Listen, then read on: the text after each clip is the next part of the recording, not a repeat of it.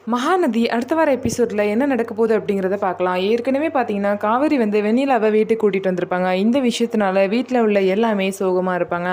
அது மட்டும் இல்லாமல் கங்கா எவ்வளவோ சொல்லியுமே காவேரி கேட்காம வெண்ணிலாவை கூட்டிகிட்டு வந்துருவாங்க. அதுக்கப்புறம் பார்த்தீங்கன்னா தாத்தா காவேரி கிட்ட இந்த விஷயத்த முன்னாடியே எங்க கிட்டையாவது சொல்லியிருக்கலாம்மா, சொல்லியிருந்தா நாங்கள் ஏதாவது வேற ஐடியா பண்ணியிருப்போம், நீ இப்படி பண்ணி சங்கடத்துக்கு உள்ளாக்கிட்டியம்மா அப்படின்னு சொல்லிட்டு தாத்தா காவேரி கிட்ட சொல்லுவாங்க. இதுக்கு இடையில பார்த்தீங்க அப்படின்னா விஜய் வெண்ணிலாக்கு எப்படியாவது பழைய நினைவெல்லாம் கொண்டு வரணும், அவளை எப்படியாவது குணப்படுத்தணும் அப்படின்னு சொல்லிட்டு முயற்சி பண்ணிட்டு இருக்காரு. அதனால வெண்ணிலாவை ஹாஸ்பிட்டல் கூட்டிட்டு போய் பார்த்துட்டு இருக்காரு. அது மட்டும் இல்லாம விஜய் வெண்ணிலாவை ஒரு குழந்தை மாதிரி பாத்துக்கிறாரு. அதுக்கப்புறம் பாத்தீங்கன்னா கங்கா இந்த விஷயத்த அவங்களோட அம்மா கிட்ட, பாட்டி கிட்ட, குமரன் கிட்ட எல்லாருக்கிட்டையும் போய் சொல்லுவாங்க. இந்த விஷயம் தெரிஞ்சதும் பாத்தீங்கன்னா அவங்க அம்மா ரொம்பவே ஃபீல் பண்ணி அழுவாங்க.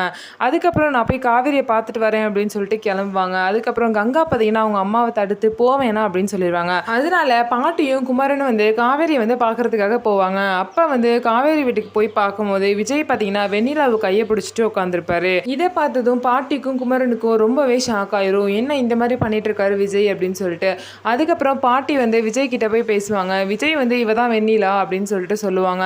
அதே மாதிரி பாட்டியும் குமரனையும் வெண்ணிலாக்கு இன்ட்ரடியூஸ் பண்ணுவாங்க. அதுக்கப்புறம் பாட்டி விஜய் கிட்ட இந்த மாதிரி காவேரி உங்க பொண்டாட்டி அப்படிங்கிற விஷயம் வெண்ணிலாக்கு தெரியுமா அப்படின்னு சொல்லிட்டு கேட்பாங்க. அதுக்கு விஜய் சொல்லுவாங்க, வெண்ணிலாக்கு என்னையவே ஞாபகம் இல்லை, ஸோ அப்படி இருக்கனால இந்த விஷயம்லாம் ஞாபகம் இருக்காது அப்படின்னு சொல்லிட்டு விஜய் பாட்டி கிட்ட சொல்றாங்க. அதுக்கப்புறம் பாத்தீங்கன்னா பாட்டி தாத்தா கிட்ட நீங்க தான் காவேரியோட வாழ்க்கையை காப்பாற்றணும் அப்படின்னு சொல்லிட்டு கிளம்புறாங்க. இதுக்கப்புறம் பாத்தீங்க அப்படின்னா விஜய் வெண்ணிலாக்காக ஃபுட்டு ஆர்டர் பண்றாங்க. அப்போதைக்கு வெண்ணிலா கிட்ட விஜய் ஃபோனை காமிச்சு இதுல உனக்கு பிடிச்ச ஃபுட்டும் இருக்கு, எனக்கு பிடிச்ச ஃபுட்டும் இருக்கு, உனக்கு பிடிச்ச ஃபுட்டு எது அப்படின்னு சொல்லிட்டு நீ செலக்ட் பண்ணி பார்க்கலாம் அப்படின்னு சொல்லிட்டு வெண்ணிலா கிட்ட காட்டுறாங்க. வெண்ணிலாவும் ரொம்பவே யோசிச்சு பார்க்குறாங்க. அவங்களுக்கு எதுவுமே ஞாபகம் வரல. சரி நீ ரொம்ப ஸ்ட்ரெஸ் ஆகிக்காத விடு அப்படின்னு சொல்லிட்டு விஜயும் விட்டுருவாரு. நான் உனக்கு பிடிச்ச ஃபுட்டெல்லாம் நான் ஆர்டர் பண்ணுறேன், நம்ம 2 பேரும் சேர்ந்து சாப்பிடலாம் அப்படின்னு சொல்லிட்டு விஜய் சொல்லுவார். அதுக்கப்புறம் பார்த்தீங்கன்னா விஜய் வெண்ணிலா கிட்ட இந்த மாதிரி உனக்கு சொடக்கு எடுக்கிறதுனா ரொம்ப பிடிக்கும்ல வெண்ணிலா, உன் கையை கூட நான் சொடக்கு எடுத்து வரேன் அப்படின்னு சொல்லிட்டு வெண்ணிலா கையை பிடிச்சி விஜய் சொடக்கு எடுத்துட்டு இருப்பாரு. அந்த நேரம் பார்த்து காவேரி மேலேருந்து கீழே இறங்கி வருவாங்க. காவேரி வந்தோடனே விஜய் வெண்ணிலா கையை பிடிச்சி சொடக்கு எடுத்துட்டு இருப்பாரு. இதை பார்த்தோன்னே காவேரி பார்த்தீங்கன்னா ரொம்பவே ஷாக் ஆகி அழ ஆரம்பிச்சிருவாங்க. காவேரிக்கு பின்னாடி ராகினி நின்றுட்டு காவேரி அழுகுறது பார்த்து ரசிச்சுட்டு இருப்பாங்க. இந்த விஷயத்த பார்த்தீங்கன்னா தாத்தாவும் பார்த்துருவாரு. ஸோ அதனால காவேரிக்கு விஜய் நம்மளை விட்டு போயிடுவாரோ அப்படிங்கிற பயம் இன்னும் அதிகமாயிட்டே இருக்கு. இதுக்கப்புறம் என்ன நடக்க போகுது அப்படிங்கிறத பத்தி பார்க்கலாம். காவேரி பார்த்தீங்கன்னா இந்த விஷயத்த பார்த்தோன்னே ரொம்பவே அழுது மனசுடைஞ்சு அவங்க ரூமுக்கு போயிடுவாங்க. ரூமுக்கு போய் பார்த்தீங்கன்னா காவேரி அழுதுகிட்டே தூங்கிடுவாங்க. இதுக்கப்புறம் பார்த்தீங்கன்னா விஜய் வெண்ணிலாவை அவங்க ரூமுக்கு போய் தூங்க வச்சுட்டு சோஃபால உட்காந்துருப்பாரு. அப்போதைக்கு பார்த்தீங்கன்னா தாத்தா வருவாரு. தாத்தா விஜய் பக்கத்தில் உட்காந்துட்டு இந்த மாதிரி விஜய் என்னப்பா வெண்ணிலா என்ன நிலைமையில இருக்கா அப்படின்னு சொல்லிட்டு கேட்பாங்க. இன்னும் வெண்ணிலா அதே நிலைமையில தான் தாத்தா இருக்கா, அவருக்கு இன்னும் எதுவுமே ஞாபகம் வரல, அவளுக்கு எவ்வளவோ ட்ரை பண்ணுறான் ஆனால் அவளுக்கு எதுவுமே ஞாபகம் வர மாட்டேங்குது தாத்தா அப்படின்னு சொல்லிட்டு சோகமாக சொல்வார். அதுக்கப்புறம் தாத்தா பார்த்தீங்கன்னா விஜய் கிட்ட சரிப்பா நீ கவலைப்படாத, வெண்ணிலாக்கு நம்ம கண்டிப்பாக ட்ரீட்மெண்ட் கொடுத்து அவளை சரி பண்ணிடலாம், நீ கவலைப்படாத அப்படின்னு சொல்லிட்டு விஜய்க்கு ஆறுதல் சொல்லுவாங்க. அதுக்கப்புறம் பார்த்தீங்கன்னா தாத்தா விஜய் கிட்ட வெண்ணிலா வந்ததும் சரி, நீ அவளை பார்த்துக்கிறதும் சரி, நம்ம அவளுக்கு ட்ரீட்மெண்ட்லாம் கொடுத்து கண்டிப்பாக சரி பண்ணிடலாம், அதெல்லாம் நான் ஒன்றுமே தப்பு சொல்லலை, இதெல்லாம் ஒரு பக்கம் இருக்கட்டும், ஆனால் நீ காவேரிக்கு என்னப்பா பதில் சொல்ல போற அப்படின்னு சொல்லிட்டு தாத்தா விஜயை பார்த்து கேட்பாரு. அதுக்கு விஜய் பார்த்தீங்கன்னா ஒண்ணுமே பதில் சொல்லாம தாத்தாவை பார்த்துட்டு இருப்பாரு. உடனே தாத்தா விஜயை பார்த்து சொல்வாரு, நீ வெண்ணிலா வந்ததுலேருந்து காவேரி கிட்ட ஒரு வார்த்தையாவது பேசினியா, அவ எப்படி இருக்கா, எந்த நிலைமையில இருக்கா, ஏதாவது நீ கண்டுக்கிட்டியா, காவேரி நீ என்ன முடிவெடுக்க போற அப்படிங்கிறத நினைச்சு ஒவ்வொரு நிமிஷமும் அவள் அழுதுட்டு இருக்கா, அதெல்லாம் பத்தி நீ கொஞ்சமாவது யோசிச்சு பார்த்தியா விஜய், நீ என்னதான் வெண்ணிலா மேல அக்கறை காட்டினாலும் சரி, ஆனா காவேரி உன் பொண்டாட்டி அப்படிங்கிறத மறந்துடாத, காவேரி இப்ப செஞ்சிருக்க விஷயம் ரொம்ப பெரிய விஷயம், எந்த ஒரு பொண்ணும் இந்த மாதிரி விஷயத்த பண்ண மாட்டா அப்படின்னு சொல்லிட்டு தாத்தா விஜய் கிட்ட சொல்றாங்க. இதை கேட்ட விஜய் ஒரு பதிலுமே சொல்லாம யோசிச்சுக்கிட்டே உட்காந்துருக்காங்க. போய் காவேரியை போய் பாரு, 2 பேரும் மனசு விட்டு பேசுங்க, நீ என்ன நினைக்கிற அப்படிங்கிறத காவேரி கிட்ட சொல்லு, கொஞ்சமாவது அவகிட்ட பேசு போய் அப்படின்னு சொல்லிட்டு தாத்தா கிளம்புறாரு. இதுக்கப்புறம் பாத்தீங்க அப்படின்னா விஜய் ரூமுக்கு போறாங்க. ரூமுக்கு போய் பாக்குறப்ப காவேரி தூங்கிட்டு இருக்காங்க. சரி அவளை நம்ம டிஸ்டர்ப் பண்ண வேணாம், காலையில பேசிக்கலாம் அப்படின்னு சொல்லிட்டு விஜயும் தூங்கிடுறாரு. இதுக்கப்புறம் பாத்தீங்கன்னா காலையில விஜய் காவேரியை பாக்குறாரு. காவேரி இன்னும் எந்திரிக்காம தூங்கிட்டு தான் இருக்காங்க.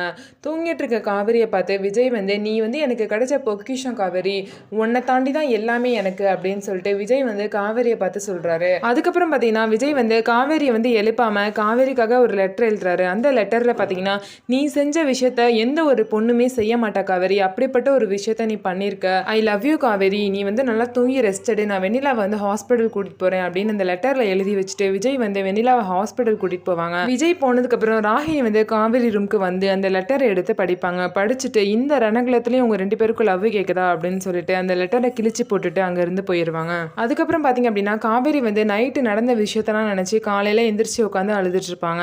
இனிமே நம்ம இங்கே இருந்தால் சரி வராது, விஜய் வந்து கொஞ்சம் கொஞ்சமாக நம்மளை விட்டு போயிட்டுருக்காரு, இதை வந்து என்னால் கண்ணால் பார்த்துட்டு இருக்க முடியல, ஒவ்வொரு நிமிஷமும் நொந்து நொந்து சாகிறத விட இங்கேருந்து ஒரேடியாக எங்கேயாவது போயிடலாம், நம்ம இங்கேருந்து போனால் தான் நம்மளால யாருக்கும் எந்த பிரச்சனையும் வராது, அது மட்டும் இல்லாமல் அப்போ தான் விஜய் வந்து வெண்ணிலா கூட சந்தோஷமாக வாழ்வார் அப்படின்னு சொல்லிட்டு காவேரி வந்து இந்த மாதிரி ஒரு முடிவை எடுப்பாங்க.